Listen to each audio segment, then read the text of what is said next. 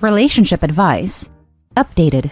My 27 female, half-sister, 8 female, is very violent towards me and hates me. I have to babysit her, but I'm going to give birth in 3 weeks and I can't take it anymore. Original story. My parents divorced when I was about 10 years old. My dad simply left and I've never heard from him ever since then. When I was around the age of 15, my mom met a new guy and married him.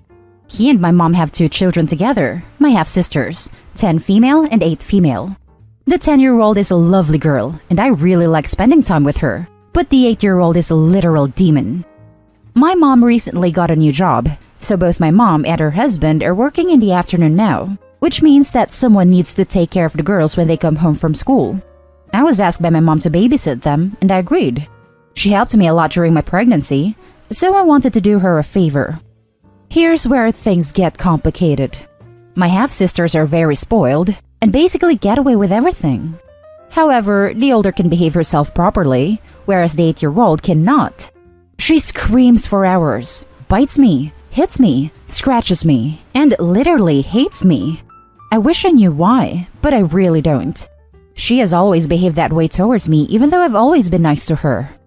Last night, she even called me a witch and then screamed herself hoarse for 4 hours. Yes, 4 full hours of screaming. The younger sister's violent behavior is stressing me out really bad, and I wish I didn't have to babysit her, but I promised my mom I would do it. My mom and her husband know of her violent behavior towards me, but they don't see a problem with it, because they experience her tantrums as well. She's significantly less violent towards my mom and her husband, at least when I'm there, but she shows a very similar behavior.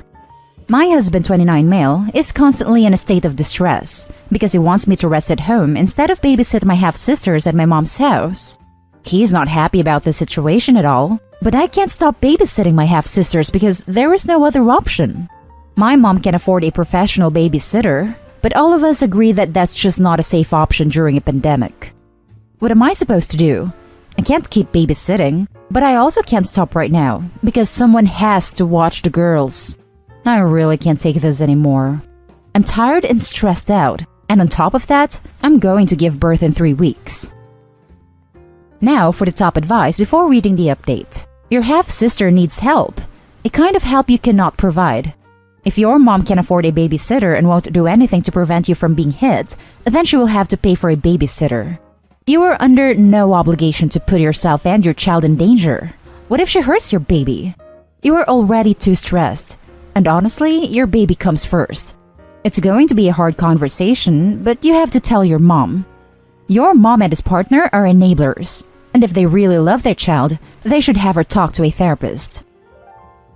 She shouldn't be forcing that on a babysitter either. OMG, that child needs serious mental help. This is nowhere near normal for a child to do, especially an 8-year-old. This is not your problem. You need to stop babysitting. Either your mom changes her schedule around or her husband does, or one of them quits. I personally would have quit to first say your half-sister laid her hands on you. I was waiting for this comment. Perhaps there's an unknown diagnosis on the spectrum, or perhaps the child has experienced some trauma. Could just be being raised not knowing the word no. Who knows? But she needs evaluated. As a nurse who works with a violent child in home care, please remove yourself from the situation before you are hurt. Also, I doubt very highly a professional sitter will stick around long with the above-described behavior either. What is your mother and father's childcare plan for once you give birth and are not able to babysit anymore? I was wondering that too. They will at least temporarily have to find an alternative, so why not make the alternative the permanent solution? OP, I'm so sorry you're having to experience this on top of being pregnant and on top of a pandemic. I think you did the best you could, and no one should fault you for wanting to back out, despite the previous arrangement made. Please discuss this with your mother, and let her know that your half-sister's behaviors have crossed many boundaries, and that you simply cannot continue for the sake of your health, your unborn baby's health, both physical and mental. Also, as others have said, your half-sister could benefit from therapy. And now for the update. I would like to thank everyone for the great advice. Most, if not all of the comments, highly suggested to stop babysitting my half-sisters, so I stopped. It's kind of funny now that the title of my post says, I'm going to give birth in 3 weeks, because I went into labor only 3 days after posting that. Personally, I believe that the stress from babysitting my sisters caused the early labor, but I'm not 100% sure. The birth was okay, and my baby is healthy. Well, but here's the unpleasant part. I have to stop having contact with my mom and my stepdad. They wanted me to continue babysitting despite me telling them that it's unsafe for me at this point. 2 days after I gave birth, my mom asked me to babysit my sisters again. It resulted to a horrible fight because I said no, and my husband had to kick out my mom out of our house. My husband is very relieved that I have ended contact with my parents and don't babysit my sisters anymore. He's an amazing father and supports me a lot because he knows that ending contact wasn't something I really wanted. I'm not planning to never have contact with my parents again, but I need some peace and quiet at least until the end of this year. Again, thanks for all the advice. I'll make sure that my sister 8 female will get the help that she needs, but now I need to focus on my own baby. Now for some top comments. Nothing like someone demanding you babysit when you're 2 days postpartum to reveal that you weren't being the jerk. They were. Right? I wouldn't ask a new mom to pour me a glass of water when she already had a pitcher out. Imagine asking one to babysit. And she apparently showed up at Topi's house too? Mom is completely off her rockers. 2 days after I gave birth, my mom asked me to babysit my sisters again. Well, that just proves that her expectations were completely unreasonable and selfish. Yeah, that is unreasonable under any circumstance. That is a giant red flag for the type of person you're dealing with.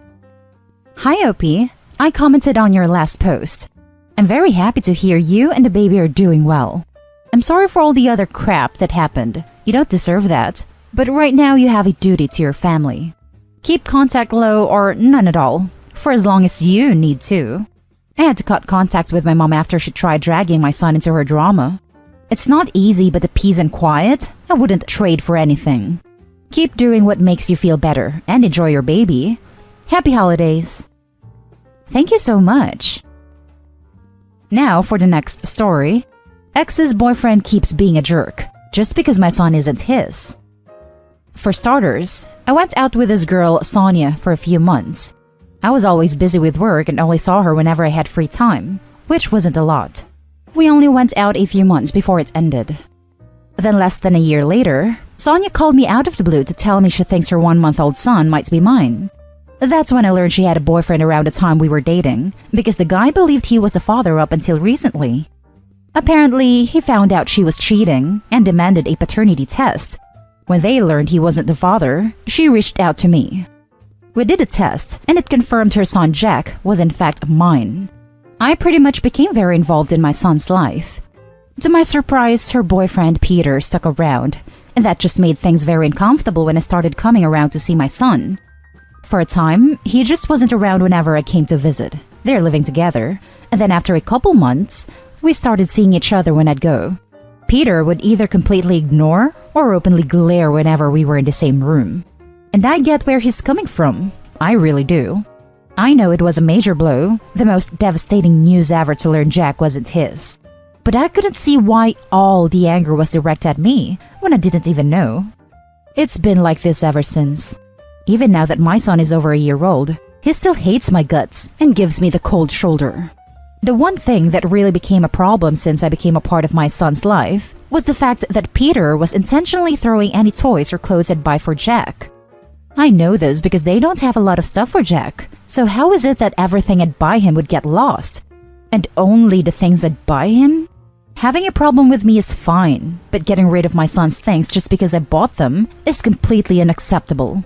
And Peter always tried to play dumb, like he didn't know what I was talking about, even though his face made it so obvious. The last straw for me was last weekend. I left a quilt my mom bought for Jack on his first birthday at her apartment when I dropped him off one morning. It was raining that day, so I used the quilt to cover him. I asked for it back when I came to pick him up for the weekend, and she couldn't find it. Sonia said she left it in his room on top of his drawer that day, and now it wasn't there. Peter was there watching her look for it, and she asked him if he moved it. All he did was shrug and walked away. I finally got fed up and confronted him asking why it's always what I get him that disappears. Peter just started giving me attitude, and I basically told him I am sick of his nonsense. 1. It's not my fault he got cheated on because I didn't even know. And 2. He needs to stop disrespecting me when all I've been trying to do is be involved in my son's life. And also that whatever issues he has with me should not be taken out on my son and his things. I was pretty pissed off by the time I left, and Sonia was too for the way I talked to Peter. Nothing seems to have changed, and he's still being a jerk. I just don't know what I can do to make this easier. If we're both going to be in my son's life, I don't want him to grow up with that hostility whenever we're around each other. My fiancé is encouraging me to maybe try to hang out with him more, or really have a heart-to-heart, but honestly I doubt he'd ever be open to that. I'm at loss on what to do here. Every single thing I buy him can't continue to go missing. It's just messed up, and completely unfair to my son if he keeps up with that as he gets older. Now for the top advice. If I were you, I'd be doing what I could to get full custody of my child. That's a toxic situation. If this guy wants to stay around for your ex, he has to let go of the past, and if he can't, he shouldn't be around a child. I'd worry he'd eventually be taking out his anger on the kid. He shouldn't be around a child. I agree. I shudder to imagine how he treats the child when the OP isn't around, or, God forbid, the mother isn't there and he's alone with the kid for any length of time. The only thing I can suggest is talking to him, explaining that you had no idea and you are sorry she did that to him. But do not take it out on the boy, as it's for sure not his fault. If that doesn't work, he's always going to be a jerk, and that's that.